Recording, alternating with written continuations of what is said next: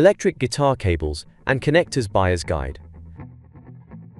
The good performance of an audio chain is affected by all the components that form part of that chain, and each of these elements significantly influences the sound quality. Strings, pickups, pedals, amplifier, speakers, and of course the cables responsible for transporting the signal throughout the circuit. A good cable should carry the signal of our guitar as close as possible to how it came out of the instrument, and without unwanted loss of some frequencies. The cable must also be well protected against noises caused by interference that sneaks unnecessarily into our audio, and will noticeably affect the quality of our sound.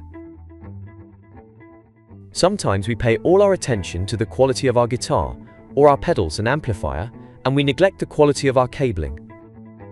But when it comes to investing in our equipment, we must compensate for that investment in all its components.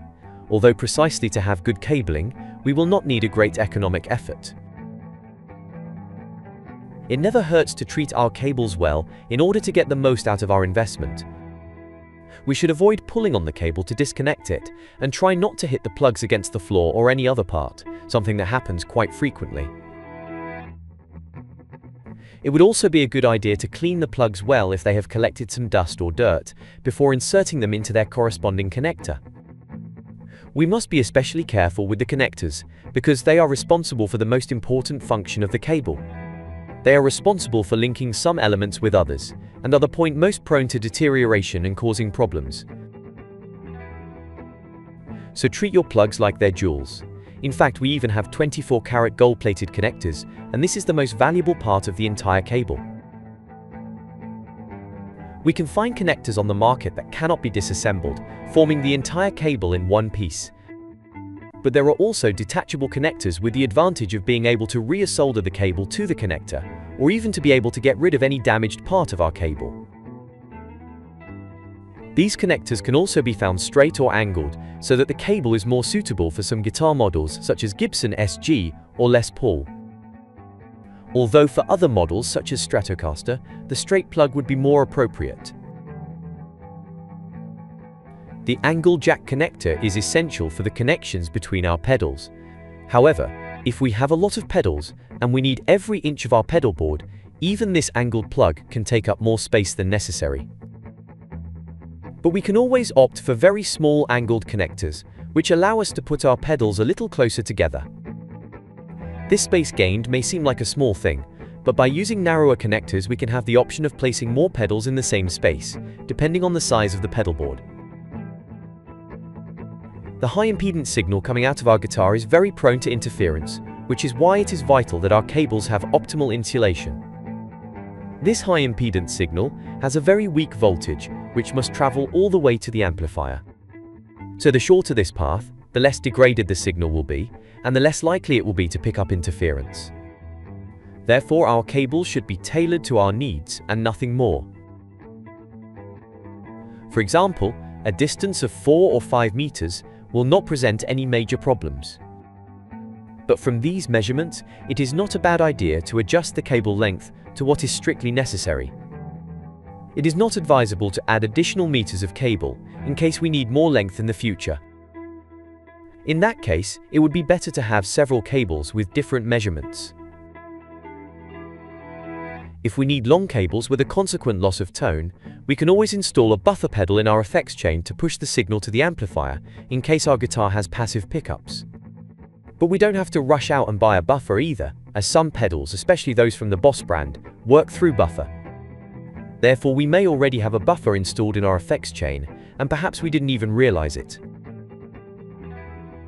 Many people are wary of the quality of the components in a mass-produced cable, and choose to make their own instrument cables themselves, to ensure that the quality of this component is completely optimal. If we are going to assemble our own instrument cables, we should first find out the capacitance of the cable, measured in picofarads. The higher the capacitance, the greater the loss of high frequencies as we increase the length of the cable. Consequently, what we are most interested in is that the cable has the lowest possible capacitance. Something that generally characterizes a good guitar cable is having a low capacitance. A cable would be considered low capacitance when it is 100 picofarads per meter of cable, and high capacitance when it is 130 picofarads per meter. For example, in the Cordial brand, one of the best brands in the sector, we can find electric guitar cables with a very low capacitance of only 88 picofarads per meter, something that provides high brightness and clarity. Another manufacturer to consider is the Sommer Cable brand, a manufacturer that also stands out for the very low capacitance of its cables and for the quality of its products.